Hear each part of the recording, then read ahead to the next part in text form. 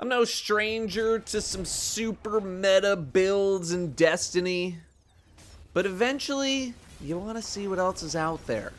And so I asked my community on Twitch, my chat, for their weird off-meta builds. Stuff that they thought nobody else was running, and I asked them to explain what they thought made the builds and setups work. Some of them worked out great. Some of them, well, not as much. Also, I want to apologize ahead of time if some of these builds have already been done or featured by other creators and my chat just happened to yoink these builds. I'm literally just going off of what they gave me. They might be inspired by other creators or other people. I'm sure some of them are to some degree. I'm not trying to steal any builds or anything like that. I just can't watch every single Destiny video, all right? Our first build is a Stasis Titan setup with Hoarfrost Z and Salvation's Grip.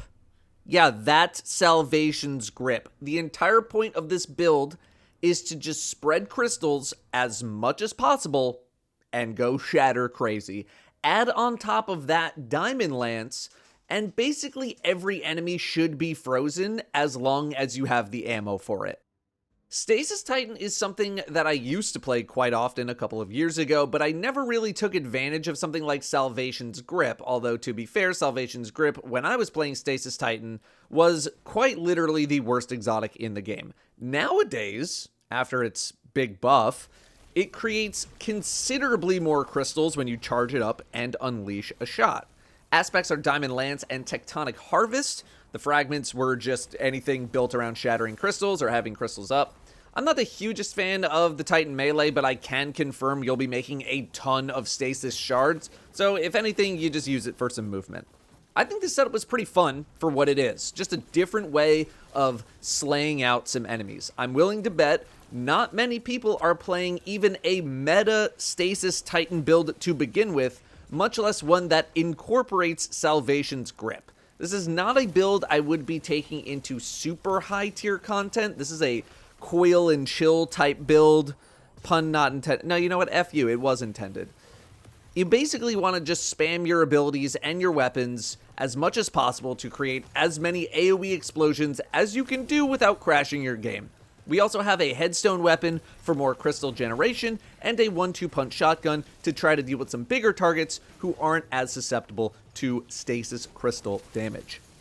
The two weaknesses of this build are poor single target sustain damage, which is why I recommend the coil, and that you need to be wary of your power ammo situation a bit more than usual, rotating between all of your weapons somewhat evenly to make sure that you just don't burn through all of your power ammo, and then you're stuck with a primary weapon for 5 minutes. Given where I think this build shines, which is basically any seasonal content, I think you'll be alright. Our next build is brought to you by the sponsor of this video, Manscaped. Meta this, meta that. When's the last time you met a girl? Or whoever you're attracted to. Yeah, that's what I thought. Probably not anytime recently. Probably because you look like this guy right out of college. Just a man who did not know when to shave. Shave what? Exactly. Let's give it the program already with Manscaped's Performance Package 5.0 Ultra. You've heard it from me before, folks. The upgraded dual skin-safe trimmer blades for a tough on hair but smooth on your face trim. You got the foil blade for when you want to go baby face mode because you're trying out for the Yankees. Do they still have that rule where you're not allowed to have a beard if you play for the Yankees? I'm up to date on baseball. You got the Weed Whacker 2.0 for the places where your normal razor won't go. You know how people normally get rid of nose hairs? You're also getting the Crop Soother and Preservers to keep you fresh. Gonna call your downstairs desolate because without these, that's the most you'll be able to hope for. Wow, this guy's doing baseball and World of Warcraft jokes. What is wrong with him? And I know that I've told you that the Boxers 2.0 are my favorite pair of underwear. Quick update. Yeah, they still are. So if you want to go off meta and actually try to talk to someone you find attractive, head on over to manscaped.com/Datto and use code Datto to get 20% off and 2 free gifts and free shipping. You can't afford not to. That's manscaped.com/Datto with code Datto to get 20% off, 2 free gifts, and free shipping. Thank you very much to Manscaped for sponsoring this video. This next build features Dawn Chorus, Skyburner's Oath, and Strand. We're putting Dawn Chorus with Strand.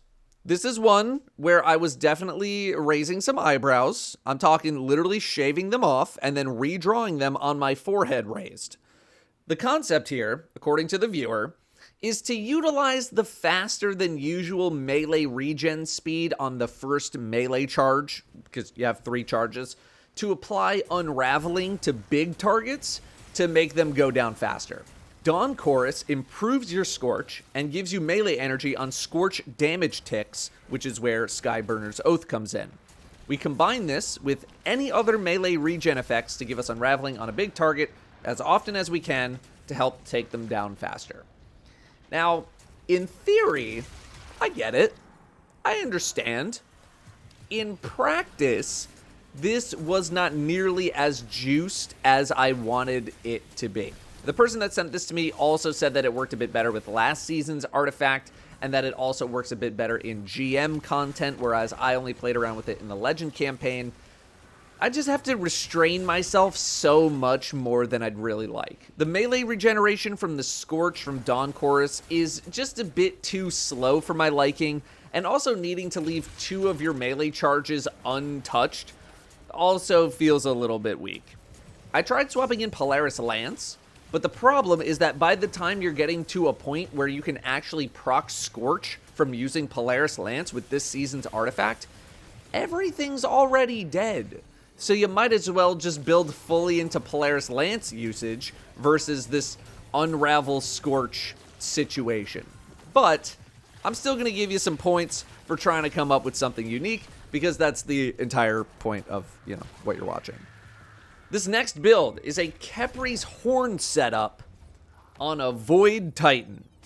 The concept here is not necessarily to plant as many walls as possible to get a Khepri's Horn Flame Wave proc, but rather to use the other part of Khepri's Horn, which is giving class ability energy on solar weapon kills. And we use this to plant a ton of walls, which gives us really high uptime on overshields. Our aspects are Bastion and Offensive Bulwark, and Fragments revolved around trying to get class ability energy through Void Breaches and getting Devour, as you kind of do on Void.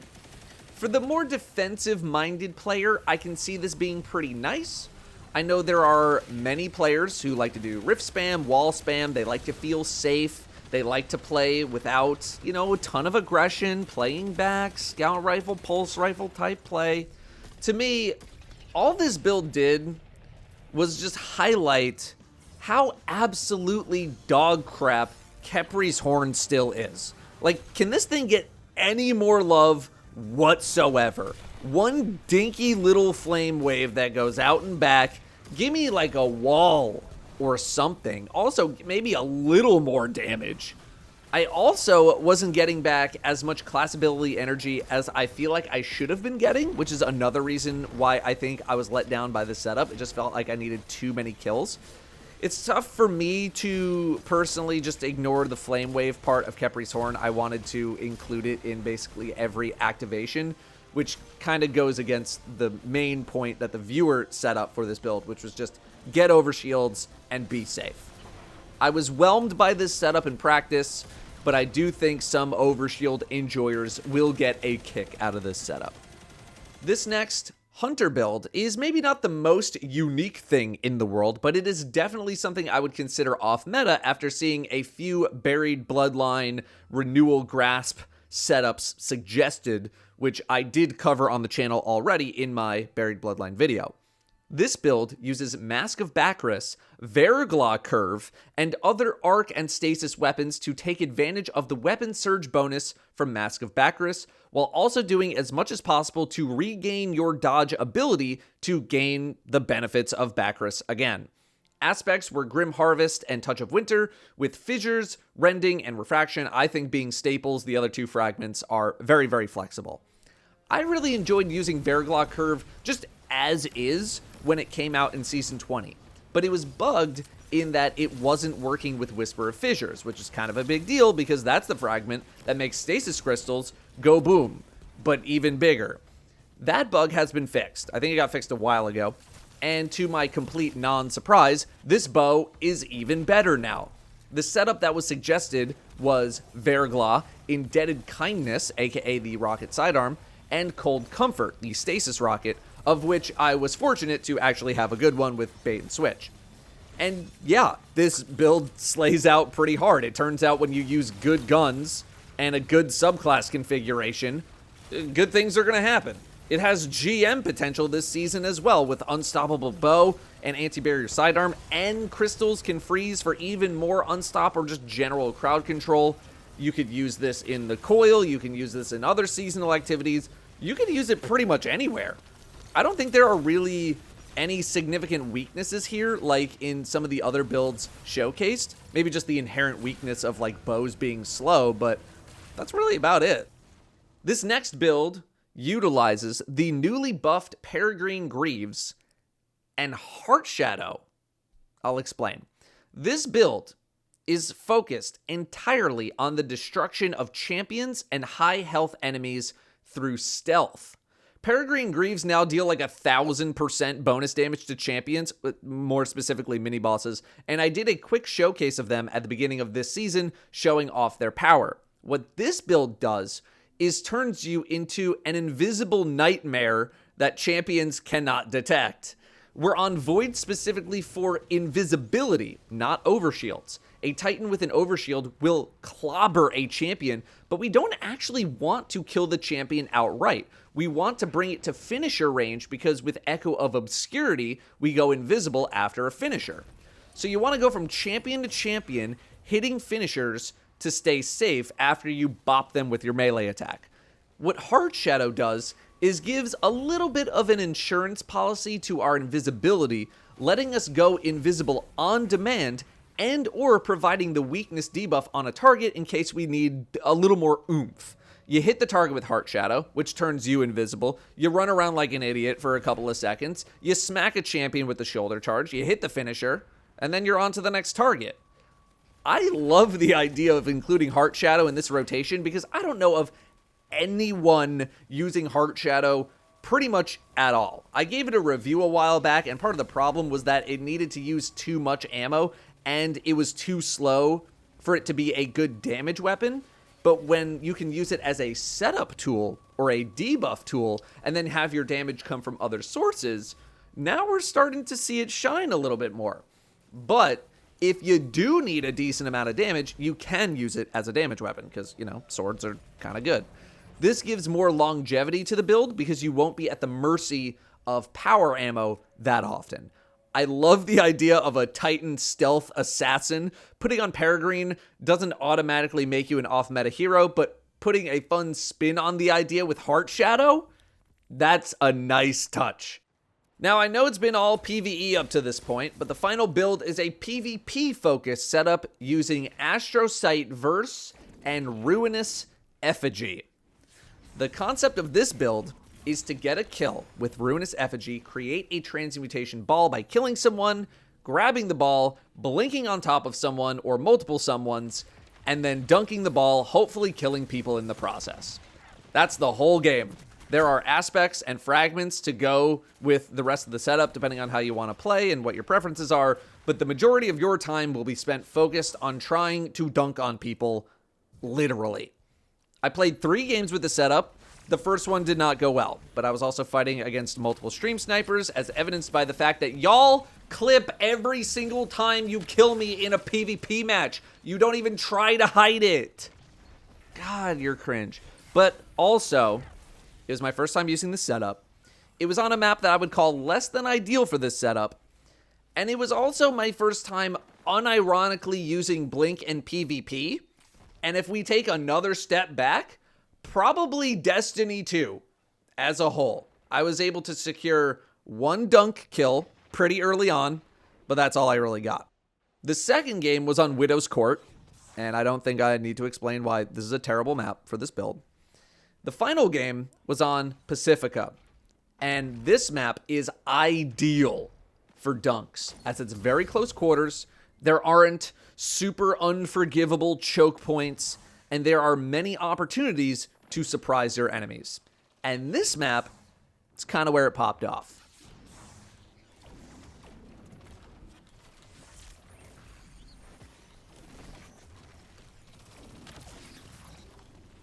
Give me my ball. Give me the ball. No, no, give me the ball. Worth. Oh my god, the ball, bro.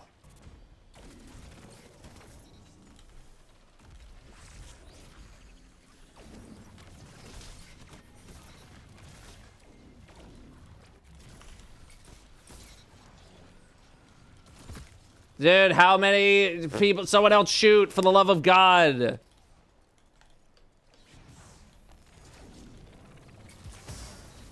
Nope. Give me my ball.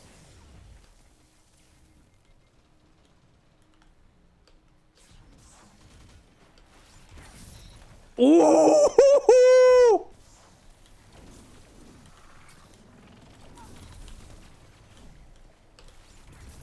Get on my face. Oh, this wish ender.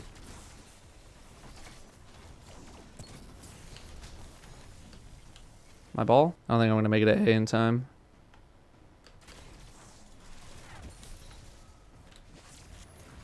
Overall, a much more fun build than I was expecting, but it definitely requires a good map in order to use, you know, confined spaces, close quarters, that kind of stuff.